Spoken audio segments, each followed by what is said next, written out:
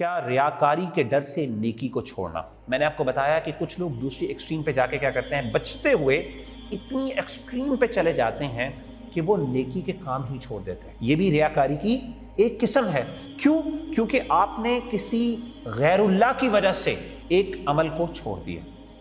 جس طرح، کیونکہ ریاکاری کا جو اطلاق ہے، ریاکاری کا جو کانسیپٹ ہے، وہ صرف ایکشنز کرنے پر اپلائی نہیں ہوتا بلکہ ایکشنز چھوڑنے پر بھی اپلائی ہوتا ہے۔ جیسا کہ برے کام، ایک بندہ مثال کے طور پہ بہت برے کام کرتا ہے لیکن لوگوں کے سامنے وہ نہیں کرتا، لوگوں کو دکھاوے کے سامنے، لوگوں کے سامنے بڑا نیک بن جاتا، تو obviously یہ بھی ریاکاری ہے۔ تو ریاکاری کا اطلاق صرف نیکی کے اعمال کرنے پہ نہیں ہوتا بلکہ اسی طریقے سے اعمال کو چھوڑنے پر بھی ہوتا ہے، کیونکہ ایکسٹرنل انفلوئنس آ گیا۔ جہاں پہ ایکسٹرنل انفلوئنس آ جائے، اور خاص طور پہ اللہ کے علاوہ کوئی اور ذات یا کوئی مخلوق یا کوئی چیز وہ آپ پر انفلوئنس کر رہی ہو آپ کی انٹینشن کو، تو وہ چاہے عمل کرنے کی بات ہو چاہے عمل چھوڑنے کی بات ہو، وہ ریاکاری بن جاتی ہے۔ اس لیے بہت اہم ضروری بات ہے کہ لوگوں کی وجہ سے نہ آپ نے کوئی عمل کرنا ہے اور نہ آپ نے کوئی عمل چھوڑنا ہے، آپ نے ایک بہت پرفیکٹ بیلنس کریٹ کرنا ہے۔ امام فضیل بن عیاض رحمہ اللہ بہت بڑے امام ہیں، فرماتے ہیں ترک العمل من اجل الناس ریا، بڑا مشہور ان کا قول۔ وہ کہتے ہیں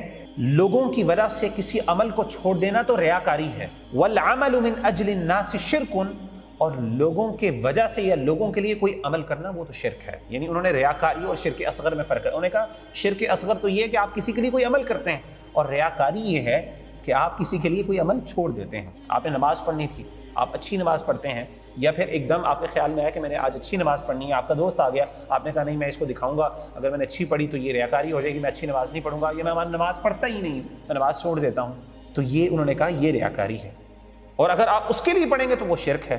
پھر فرمایا والاخلاص ان يعافيك منهما، اخلاص یہ ہے کہ آپ اپنے آپ کو ان دونوں سے محفوظ کر لیں۔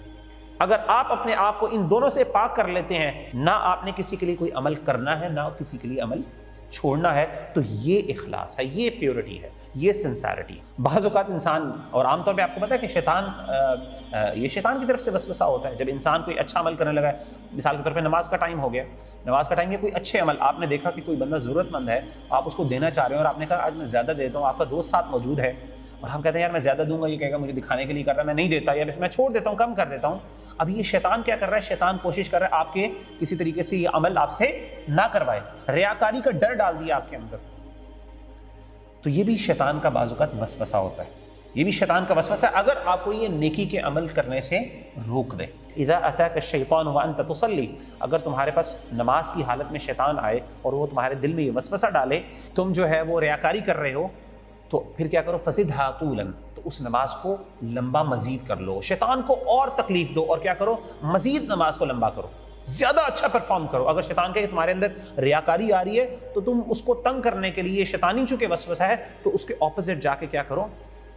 زیادہ اس عمل کو کرو۔ تو ان ادر ورڈز اگر میں کنکلوڈ کروں، یہ بات ہے سمپل کہ انسان کو نیکی کا عمل چھوڑنا نہیں ہے، انسان کو ورکنگ اس بات پہ نہیں کرنی کہ میں عمل چھوڑوں، انسان کو ورکنگ اپنی اخلاص پہ کرنی ہے۔